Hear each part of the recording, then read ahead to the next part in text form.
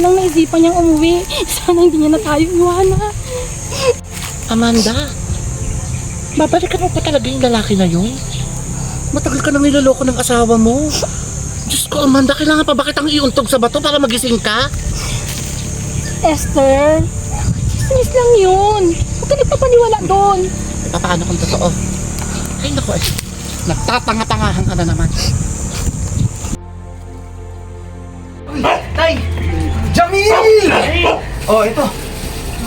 Salamat po. Salubong na yan sa'yo. Oh, Simon! Sa'yo yan, ha? Alam nyo ba? Pag sumama kayo sa akin sa Maynila, mas marami pa dyan ang may bibigay ko sa inyo. Alam ko naman na ang buhay dito sa Bicol napakahirap. Balita ko nga hindi kayo nakakain dito ng maayos. Ano naman sa pagkain dito sa kanila? Kamote. Kaya sumama kayo sa akin sa Maynila. Kasi doon, lahat ng luho nyo, may bibigay ko sa inyo dalawa. Silang luho. Sino siya?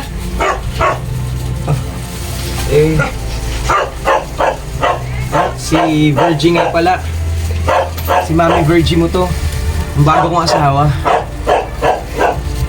Ito nga ang chismis. May bago kayong asawa. Kaya pa hindi na kayo umuwi.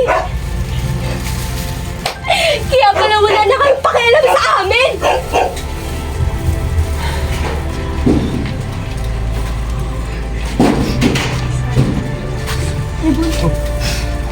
Ano yung damit nilang Simon? Jamil. Ano pala yung nanay mo? Buti naman.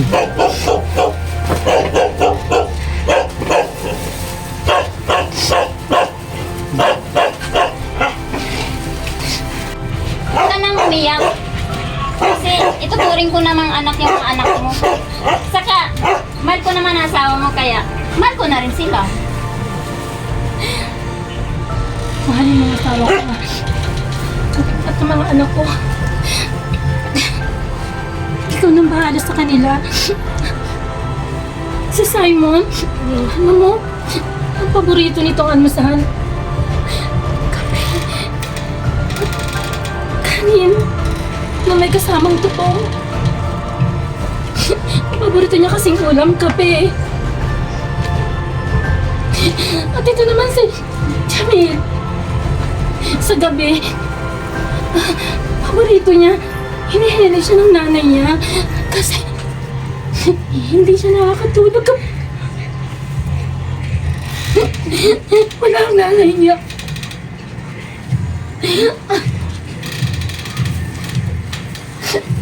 Kaya, huwag ka na rin na yung... Tumingin ka! Yan! Yan!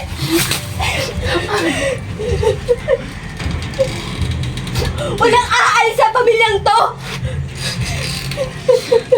Dahil hindi ako papayag. Ngayon, ikaw tayo. Kung pumunta ka dito para silain ang pamilya natin ng pilit kong binubuo! Bas! Kakalimutan ko na may ama ko na siraulo at babaero! Huwag mo sagutin ng ganyan ang tatay mo!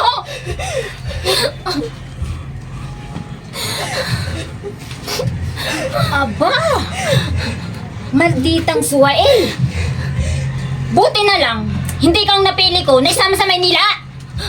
At hindi ko pinangarap na magkaroon ako ng ina na katulad mo!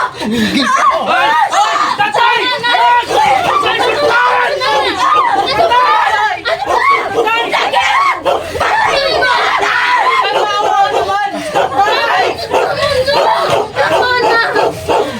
Bakit ka?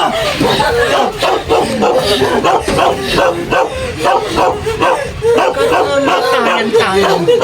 Isa sa mga bata, wala kayong makukuha. Alis kayo. Magdadaan ang dugo dito. Alis. Alis! Mga anak, babalikan ko kayong lahat. Sinabi ng alis! Iba! Iba! Baliw ka na ba? Tigilan mo yung paghabol mo sa kasama mo, ate.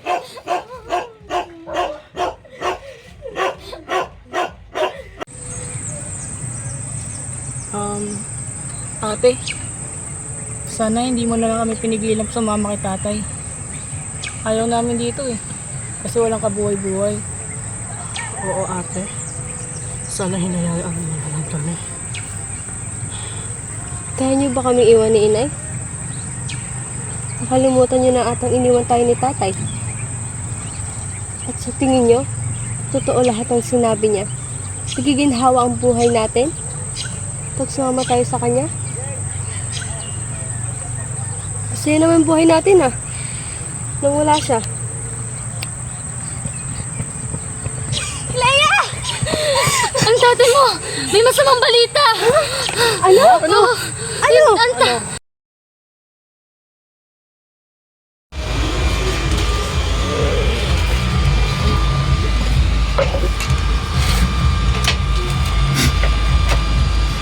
Kumain ka na. Para lumakas ka. Sige na. Ano ba? Bakit mo naman tinapon?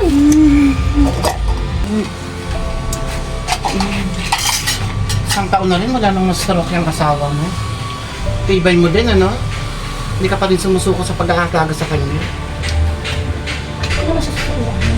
Asawa ko yan. Sisikmura mo. Nakasama mo dito yung buang na virgin na yan. Hindi ako bingi. Naririnig ko. Alam mo, Esther, umaya ko lang mag-alaga dyan sa baldado na yan. Wala naman ako mapapala dyan eh. Kaya ako lang naman pinatulan yan. Dahil nung may pera pa at may trabaho pa. Oh. Ano bang ginagawa mo dito? Malis ka. Talaga, maalis na. Para wala na kong pasanin. Bago. Tao po. Sino ka?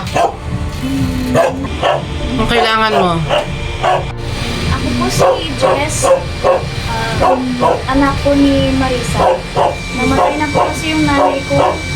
Tapos nabalita ko din po na na-stroke si Tatay Ebon. Anak po ako ng Tatay Ebon. Tay, ano nangyari sa'yo?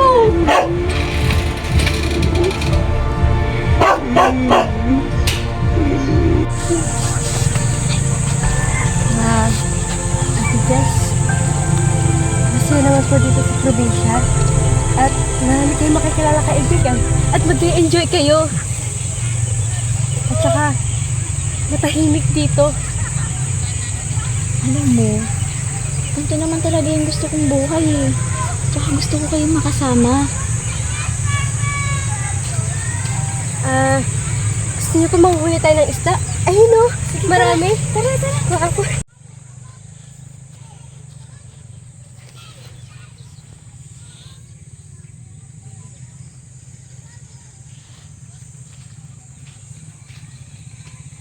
Leia? Grabe, ang bigat ng bato. Ang dami palang mga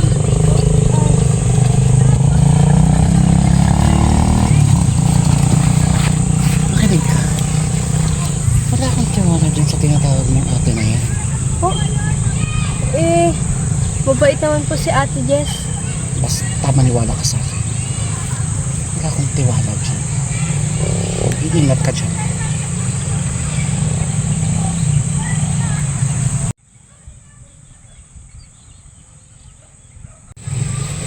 Leia, ano ba kayo? Magaling naman ako makisama, no? Tara! Bruno, ay ang daming isda. Tara! Tara tayong isda dito! Tara! Tara po! Ayan, no? Oh, di ba? Ayun nga! Okay. Wow!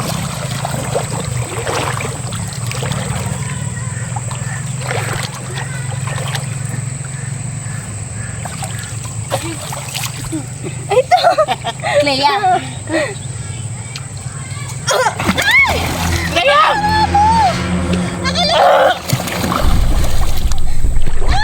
Anong ginawa mo? Akala ko ba si Tito Ramon nagagawa niyan?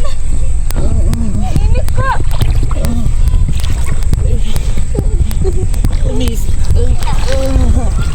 May mga tatapusin pa ako.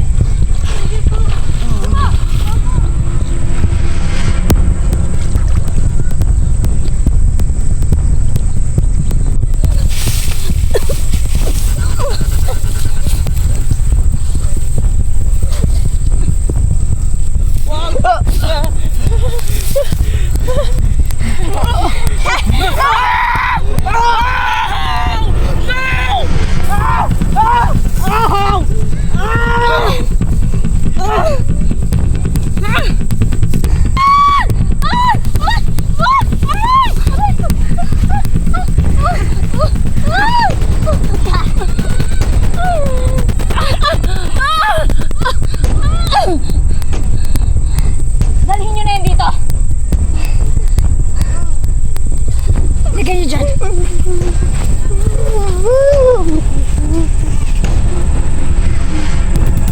Ano? Nakita mo? Nakita mo? Paano ko patayin yung pamilya mo?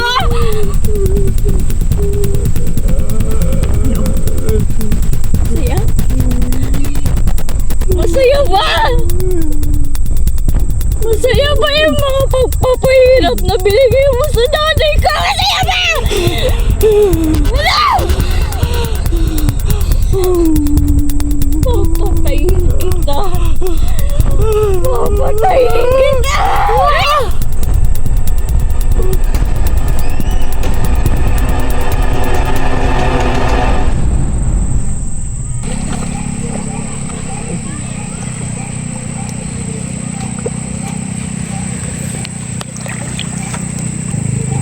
Okay na yan.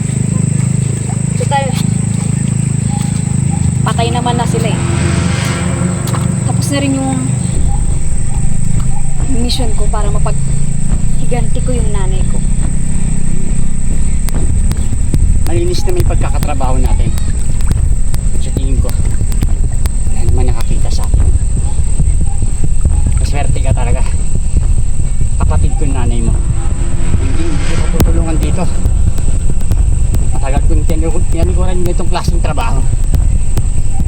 Pero, dyan na yan. Malinis yung trabaho natin. Tara na. Tara na.